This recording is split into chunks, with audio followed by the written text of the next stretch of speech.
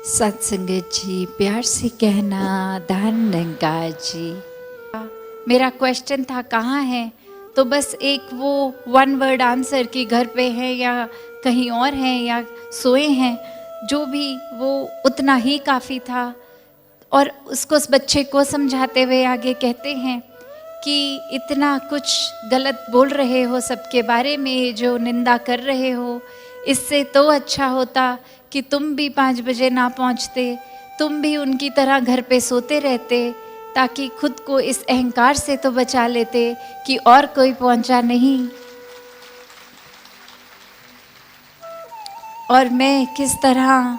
Time पे और अपनी सेल्फ इम्पोर्टेंस बना ली कि मैं सबसे ज़्यादा अलग हूँ, स्पेशल हूँ, सीरियस हूँ। तो बात वही हो जाती है कि हम अक्सर एक ऐसी बातों का अहंकार कर बैठते हैं जो वाकई ही हमारे लिए, अहंकार तो खैर किसी भी चीज़ का अच्छा नहीं, पर कोई वो जो अचीवमेंट भी नहीं है उसका भी कर चुके हैं, क्योंकि वो तो एक बहुत बेसिक स्टैंडर्ड इंस्ट्रक्शन थी कि 5 AM रिपोर्टिंग टाइम है, पर सिर्फ वो इंस्ट्रक्शन फॉलो करने तक का अहंकार उस बच्चे में आया। तो कैसे हम जीवन में चाहे कोई उपलब्धि हो ना हो, हम कोई ना कोई कारण कर ही लेते हैं कि एक हम में देखो बाकियों से ज़्यादा कुछ अच्छाई है। तो भक्तों ने तो हमेशा से अपने आप को गवाया है, ना कि गिनवाया, कि कैसे एक अपने आप को हम जब कुछ नहीं मानते, ये कोई वो बात नहीं हो रही कि सेल्फ रिस्पेक्ट खोने की बात नहीं, यहाँ हम्बलनेस की बात आ रही है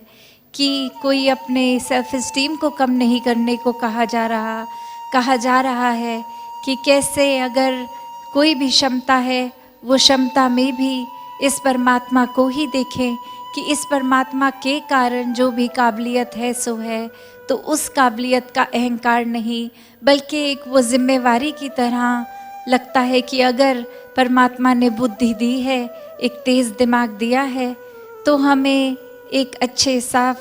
एक उपकारी ख्याल ही लाने हैं, एक नेगेटिव या नीचे ले जाने की ओर के ख्याल नहीं। और अगर शारीरिक बल है तो कैसे फिर इस शरीर को हम वो इंस्ट्रूमेंट बनाएं जो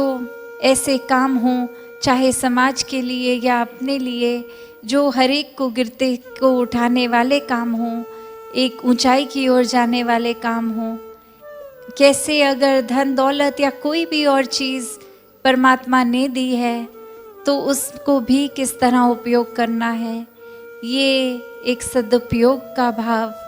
एक अपने आप को मिटा के कि ये मेरी वजह से नहीं है, ये परमात्मा की कृपा है तो मिला है, तो अब ये जब मिल ही गया है तो इसको कैसे यूज़ करना है। जैसे अभी हम सुन भी रहे थे कहानी राजपिता जी द्वारा कि कैसे वो राजा का इतना महल और वहाँ वो एक इंसान का अपना पहनने वाला कपड़ा, तो वस्तु का मोल करेंगे तो एक इतनी अनमोल चीज़ें होंगी चाहे उस महल में, तो भी वो एक भाव कैसा। और यहाँ एक चाहे अनमोल नहीं भी है वो वस्तु, तो भी उससे इतना लगाव हो गया उस माया रूप में इतना कि एक वो मन से भाव ही बेचैनी के आ गए। तो यहाँ बात सिर्फ भाव की हो रही है, ये सुकून की हो रही है कि ये सुकून कैसे उस अवस्था में भी हो जब एक महल ठीक ठाक है, और उस तरह उस समय भी जब इस महल में आग लगी है, तो कैसे ये आग के समय जहाँ चेतनता की भी ज़रूरत होती है, वहाँ अगर अपने मुताबिक चीज़ें ना बचा पाएँ तो कैसे फिर भी सुकून में रहना है। तो भाव सिर्फ यही कि कैसे हर किसी में जहाँ इस परमात्मा ने सब चीज़ें डाल के एक इंसान बनाया है, एक सबसे जो अल्टीमेट क्रिएशन मानी जाती है परमात्मा की ये इंसान,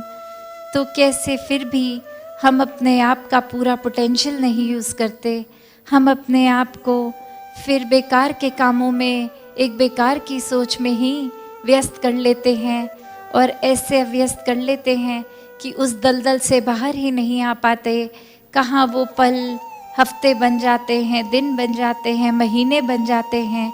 साल बन जाते हैं और फिर वो अपने जीवन के साल ख़त्म हो जाते हैं। तो बस एक छोटे से दायरे में नैरो माइंडेड होकर हर एक के ऊपर उस तरह कि कैसे वो हमारे जितने अच्छे नहीं हैं, उनकी अचीवमेंट्स हमसे कम हैं,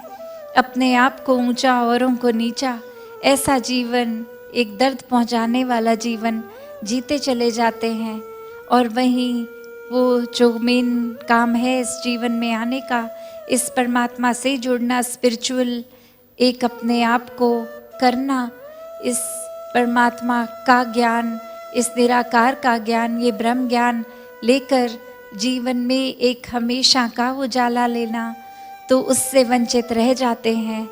तो संतों ने हमेशा एक चेतनता, ये आवाज़ दी है कि ये जीते जी ही इस ब्रह्म ज्ञान को हासिल करके इस निराकार को जीवन में ले आओ और निराकार को इस तरह जीवन में ले आओ कि किसी भी पल ये ख्यालों से, दिल से, एहसास से दूर ना हो। और ऐसा जीवन जो जी लेते हैं, वो चाहे कोई भी युग रहा हो, आज का भी समय, वो संत ही होते हैं। और फिर संत किसी भी परिस्थिति से भागते नहीं हैं, संत कभी भी एस्केपिस्ट नहीं होते हैं। वो अपने घर परिवार, एक जिम्मेवारियों, एक अपने शहर, अपने गांव, अपने कस्बे, अपनी सोसाइटी में रह के, एक गृहस्थ में रह के भक्ति करते हैं। और ये भक्ति करते करते पूरे विश्व का कल्याण करते हैं, अपनी सोच को सीमित ना रखते हुए अपनत्व का भाव, एकत्व का भाव, हार्मनी एंड वननेस का भाव, ऐसे उत्तम भाव, वर्ल्ड विदाउट वॉल्स का भाव, एक दूसरे के दिल तक पहुंचने का भाव।